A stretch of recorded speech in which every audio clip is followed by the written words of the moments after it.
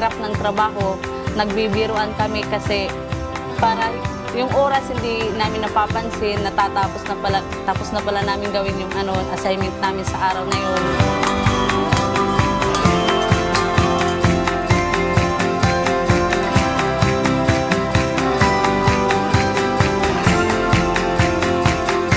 Dito talaga ang gusto ko kasi minsan sa bahay nga ako gumagawa.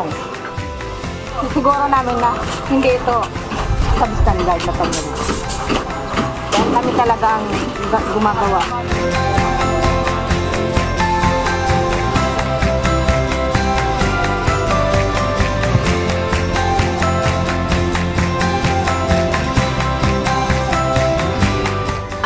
Pangarap ko talagang mag-abroad. So, pagkatapos talaga nito, yung mga natutunan ko dito ay i-apply ko sa ibang bansa. Hindi na ako magiging tanga doon kasi naranasan ko, alam ko kung paano gawin.